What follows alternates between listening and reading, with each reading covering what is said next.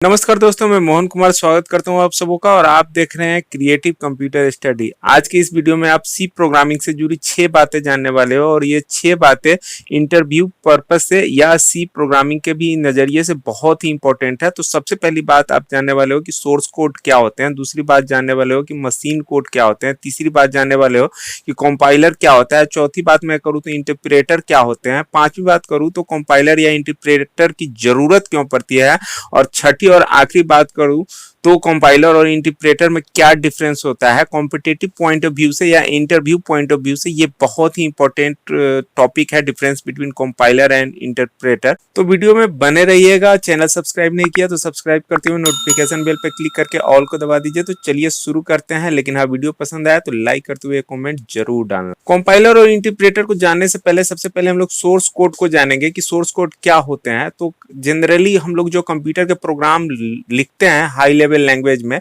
तो ये high level language एक ऐसा लैंग्वेज होता है जिसे हम लोगों के द्वारा या इंसानों के द्वारा ही समझा जा सकता है, और इसे मशीन नहीं समझ सकता है। तो इस प्रोग्राम को हम लोग सोर्स कोड कहते हैं। सोर्स कोड दिखने में कुछ ऐसा होता है जो कि सी का ये प्रोग्राम है कि जिसमें हम लोग हेलो वर्ल्ड प्रिंट कराए थे, ऐसा आप देख सकते हैं। और रही बात हाई लेवल लैंग्वेज में आप विशेष जानना चाहते हो तो इससे रिलेटेड वीडियो आपको हाई लेवल, लो लेवल या मशीन लेवल लैंग्वेज से रिलेटेड वीडियो आपको आई बटन पे मिल जाएगा, आप वहां से देख सकते हैं। दूसरी बात मैं करूंगा मशीन कोड का कि मशीन कोड क्या होते हैं। तो जो भी कंप्यूटर के प्रोग्राम हम लोग हाई लेवल लैंग्वेज में लिखते हैं वो उसको कंप्यूटर नहीं समझ सकता है, क्योंकि कंप्यूटर जो होता है, मशीन जो होता है, वो केवल 0 और 1 यानी कि बाइनरी फॉर्मेट को समझता है।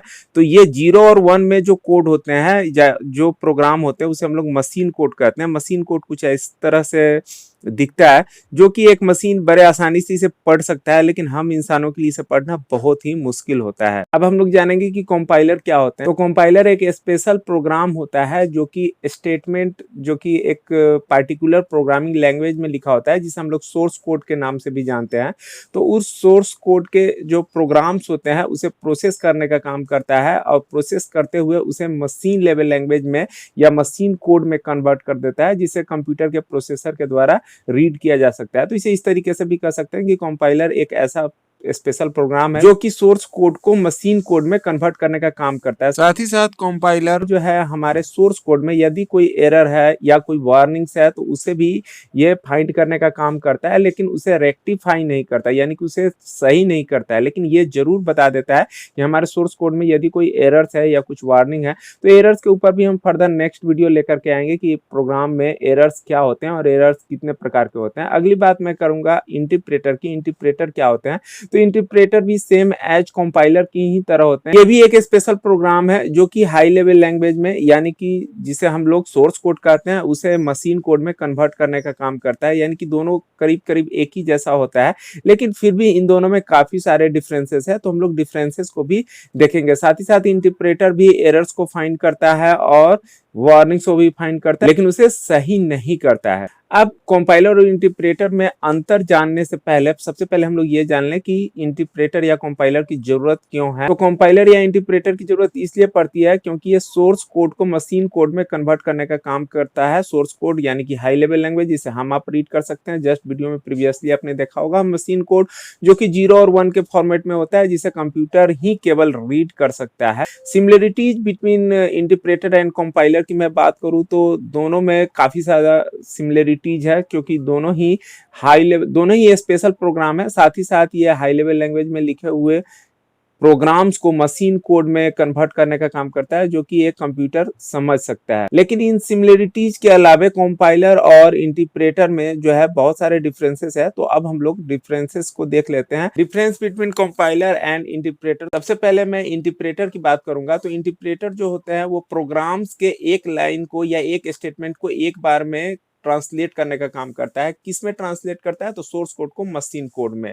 जबकि कंपाइलर की मैं बात करूं तो कंपाइलर पूरे प्रोग्राम को एक ही बार में स्कैन कर लेता है, यानी प्रोग्राम्स में हमारे कितने भी लाइन हो, सारे लाइंस को एक बार में वो स्कैन कर लेता है और पूरे को एक ही बार में मशीन कोड में, जो कि कंप्यूटर के द्वारा रीडेबल होता है, ट्रांसलेट करने का काम करता है।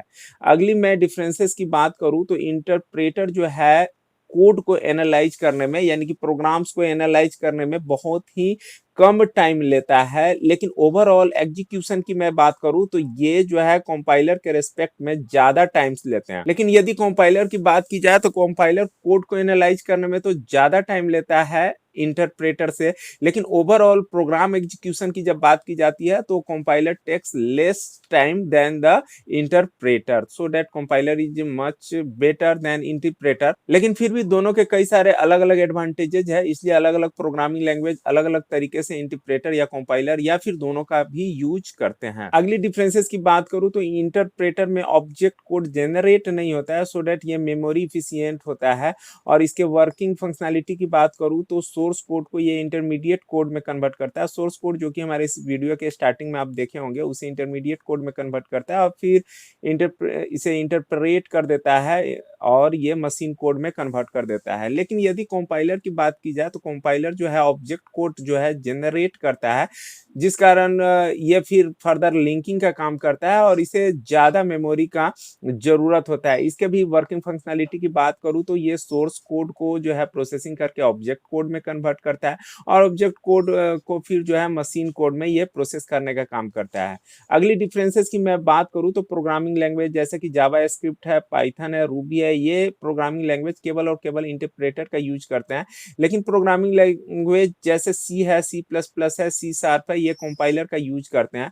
और इसी तरीके से एक लैंग्वेज है जावा है, तो जावा इंटरप्रेटर और कंपाइलर दोनों का यूज करता है। पहले वो कंपाइलर का यूज करता है, आफ्टर दैट वो इंटरप्रेटर का यूज करता है। तो उम्मीद करता हूं दोस्तों आप सोर्स कोड क्या होते हैं, मशीन कोड क्या होते हैं, साथ ही साथ कंपाइलर इंटरप्रेटर क्या होते हैं, कंपाइलर और इंटरप्रेटर की जरूरत क्यों है, दोनों में सिमिलरिटीज क्या है, साथ ही साथ दोनों में क्या डिफरेंसेस है, आप बहुत अच्छी तरीके से समझ गए होंगे। और इसका आप पीडीएफ चाहते हो तो डिस्क्रिप्शन बॉक्स से आप डाउनलोड कर सकते हो। तो अब तक यदि चैनल सब्सक्राइब नहीं किया तो निश्चित रूप से चैनल को सब्सक्राइब करते हुए नोटिफिकेशन बेल पे क्लिक करके ऑल को दबा दे। वीडियो देखने के लिए बहुत बहुत धन्यवाद।